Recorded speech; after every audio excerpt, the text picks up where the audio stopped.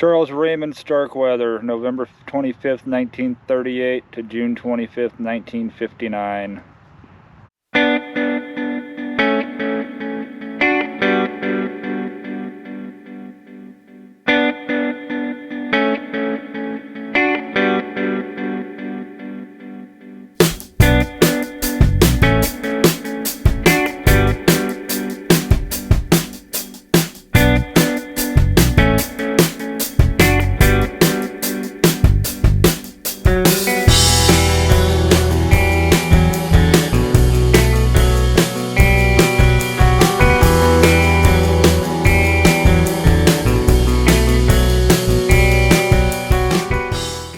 How is everybody doing? Today's adventure, I didn't even have to leave my town for. Currently we're here in Lincoln, Nebraska, and we're going to be tracking down the true crime murder locations of spree killer Charles Starkweather. Happened just over 65 years ago. Some of the places are there, some of them have been demolished, but we're gonna go check them all out anyway. So if you're a fan of true crime, buckle up, it's gonna be fun. And if you're not, well, stick around anyway, you might learn something. By the time anyone will read this, I will be dead for all the killings. From Lincoln, Nebraska, they got us January 29, 1958. This is where it all started. Back on December 1st of 1957.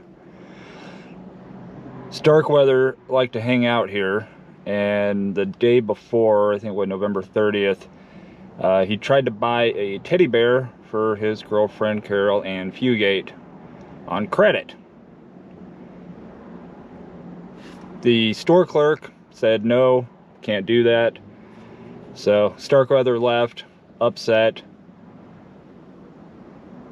Fast forward to early morning hours of December 1st. He comes back here and buys a pack of cigarettes, leaves. A few minutes later, comes back, buys a pack of gum, and leaves again. And I know what you're thinking. If he's got money for gum and cigarettes, he probably could have just bought that teddy bear. At least that's what I thought. Coming back the third time, he pulled in with a hunting hat on and a bandana, trying to hide his face.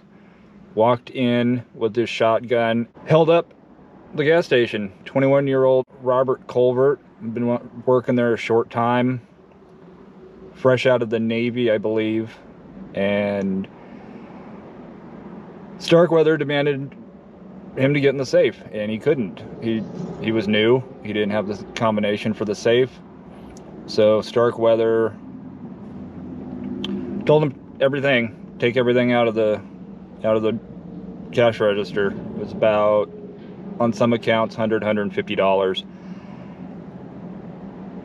Got Culvert into the car and drove out of town, headed north, and that is actually where we're going to go to next. Right about here is where Starkweather stopped his car, and Culvert fought for the gun before being blasted out of the car.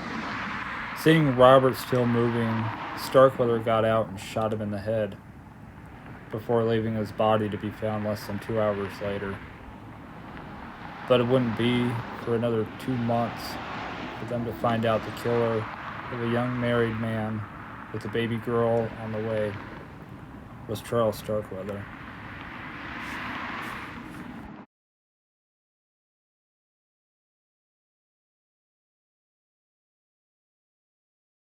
Walked into the house. Caril's mother, according to records, Caril's mother smacked him, told him to get out, and he smacked her right back, shot her, shot Marion, and then stabbed and strangled 2-year-old Betty Jean. Now, just being out here, it's all vacant. It's all been taken down. But this is where 924 Belmont would have sat.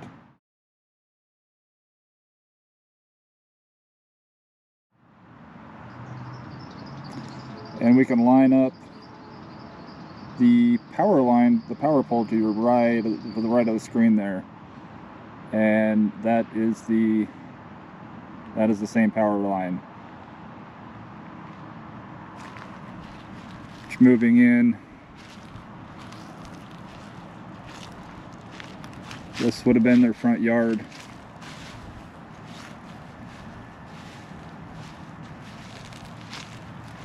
And close to, I think just a little past this cardboard sign here, would have been the front door. Now they found Marion's body in the backyard in the chicken coop, and they found Velda and Betty Jean in the outhouse, which off of the photo would have been right in this area.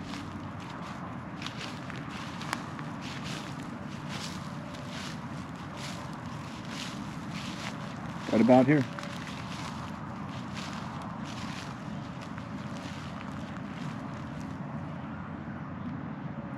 It's a very eerie feeling being here and knowing what happened. And a little more so that there actually is no buildings, there's no trees. The only trees that are left on the block are those.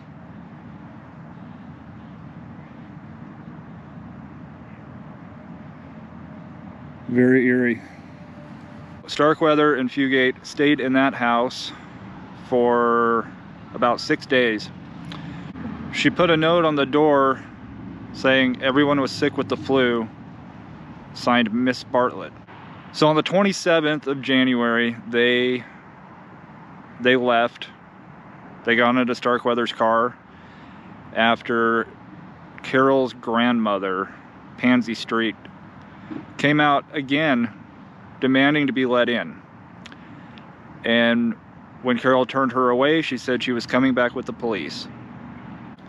So Starkweather and Caril left Lincoln, headed to Bennett, to a farm of August Meyer, 70-year-old bachelor, family friend of the Starkweathers. In fact, Charles Starkweather's father took him out there a few times as a child to go hunting. Let's head to Bennett. It is worth noting that in 1964, the city, I believe, demolished the Bartlett home to make way for a expansion of $1 million plus shopping center. But as we can see, nothing was ever done with the land. After stopping at a gas station for food, fuel, and ammo, Starkweather and Fugate headed to Bennett, to August Meyer's farm. Once they arrived, Starkweather, he'd gotten his car stuck. So he and Caril walked up to the house to get help. Mr. Meyer agreed to help, and when he turned around to go back in to get his coat, Charles shot him in the back of the head.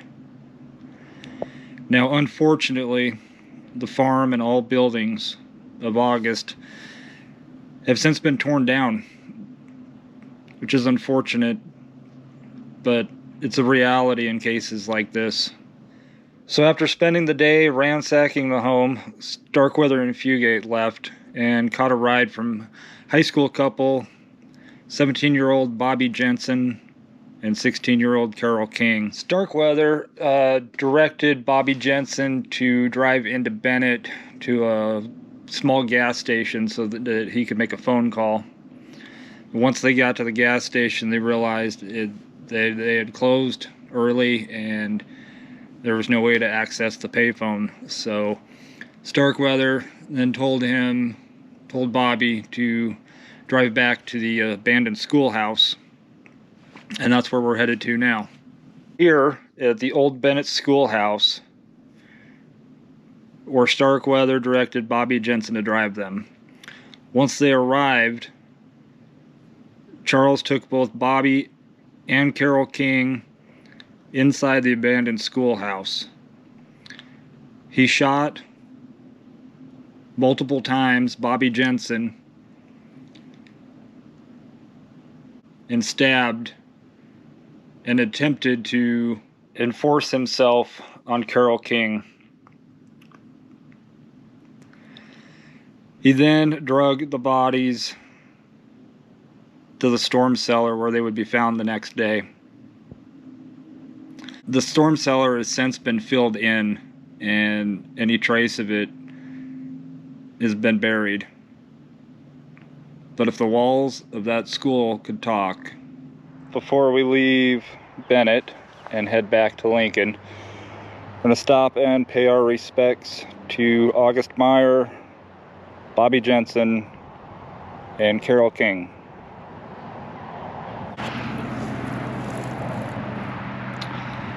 August Meyer, born May 4th, 1887, died January 27th, 1958.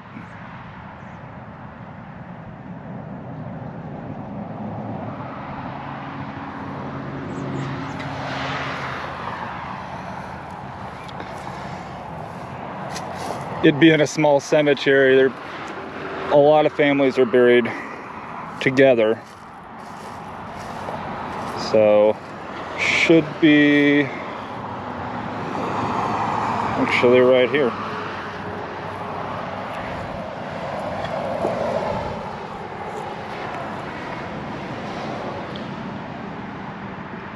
Robert W. Jensen. July 31st, 1940, January 27th, 1958. Beloved son.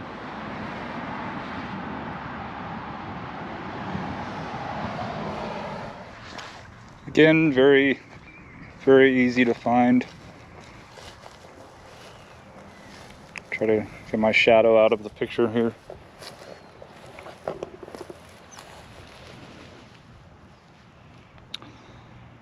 Caril King, June 28th, 1941 to January 27th, 1958.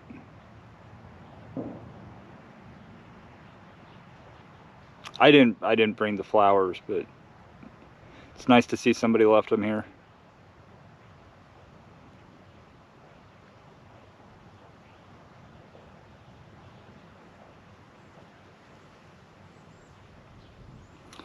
And actually right behind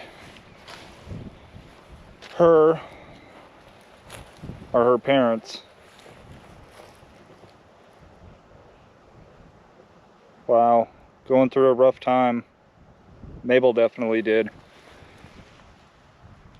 Losing her husband just 3 weeks before.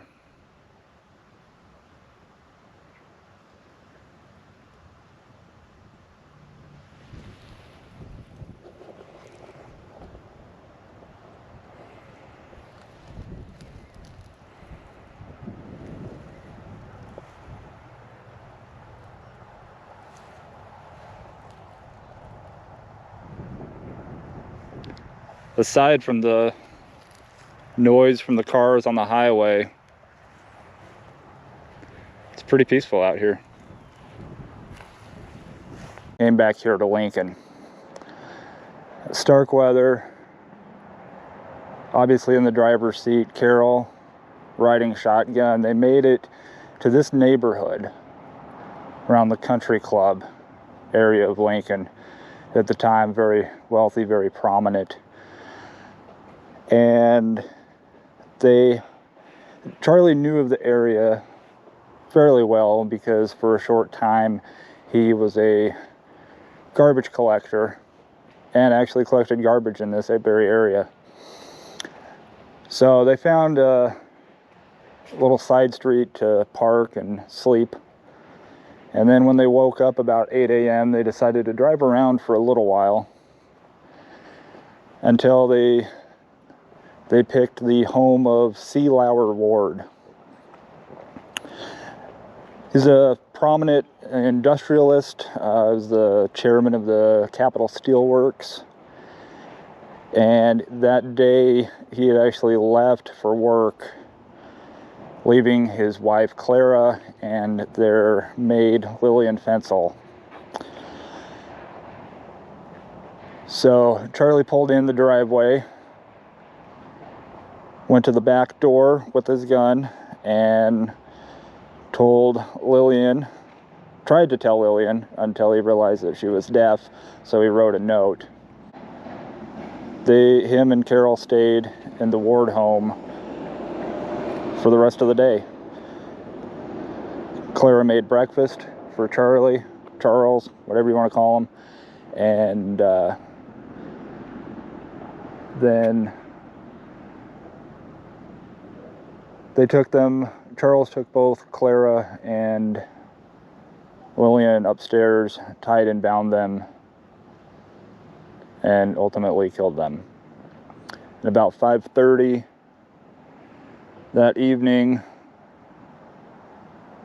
Mr. Ward had a meeting with the governor over the situation with the National Guard being in town and Starkweather and all of that, and made it home about 6 o'clock. Went into the kitchen, found Starkweather there.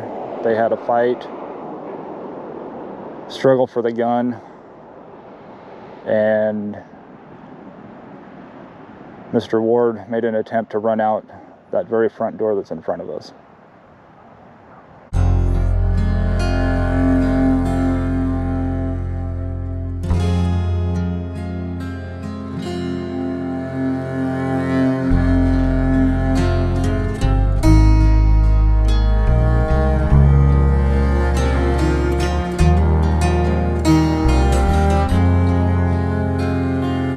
When Mr. Ward failed to show up for work, fear had set in, and a few people went over to check, and that's when they found them.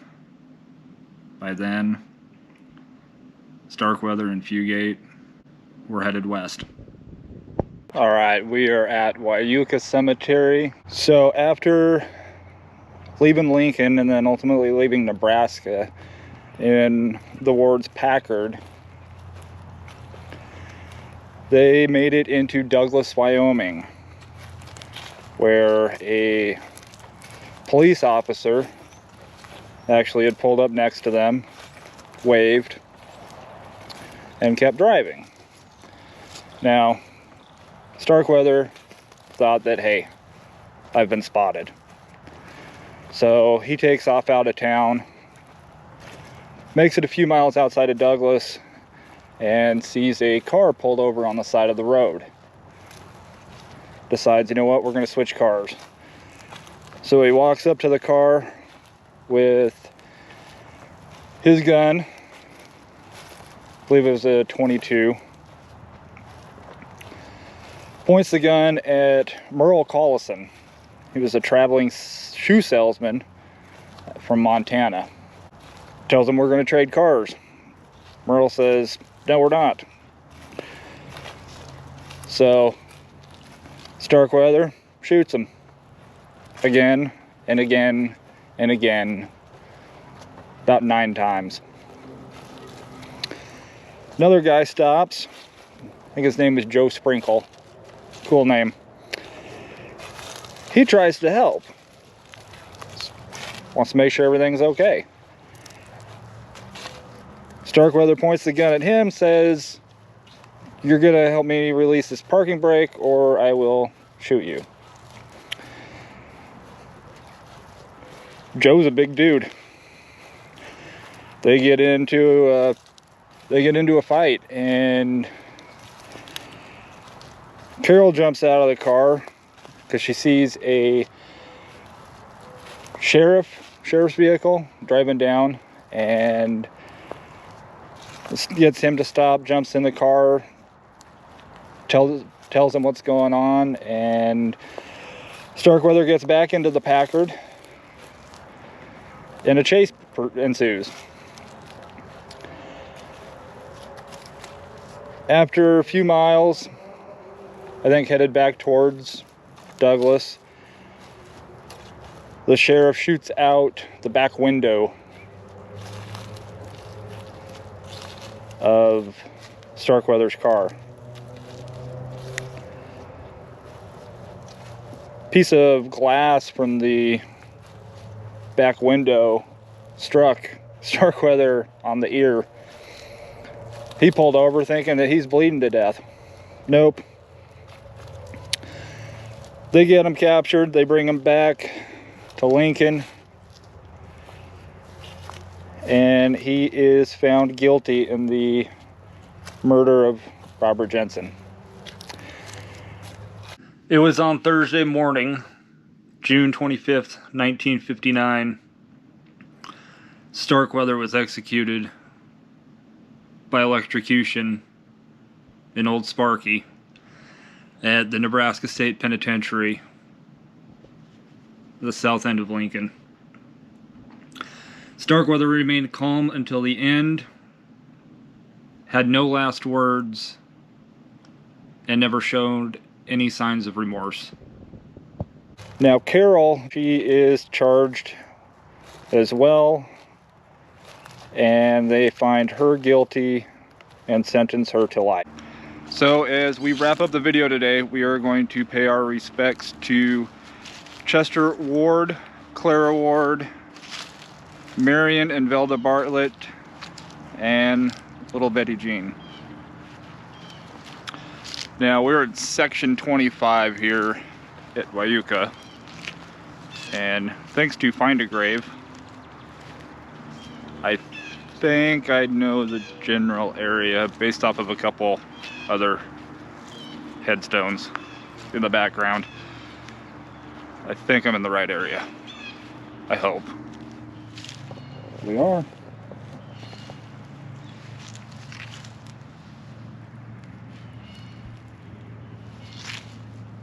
There's Clara,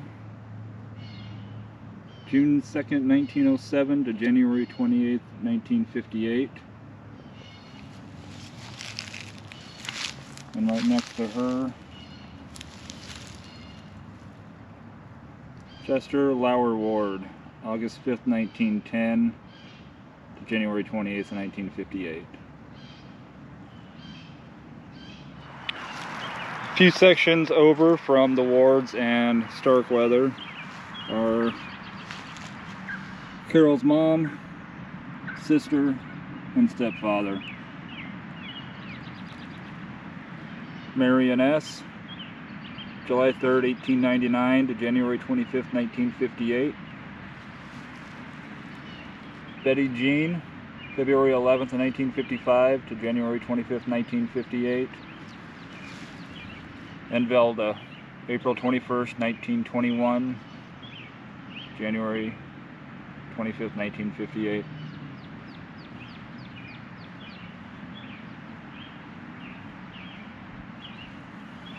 Alright, that is it for this video. Appreciate all of you for watching. If you have any suggestions of places that you would like to see, true crime locations, movie locations, historical, put them in the comments below. And if you've made it this far and you like this video and you would like to see more, hit that thumbs up. If I have earned a subscribe, feel free. And that's it. Until next time, appreciate all of you. Take care, be safe. I've spent enough time in the cemetery today.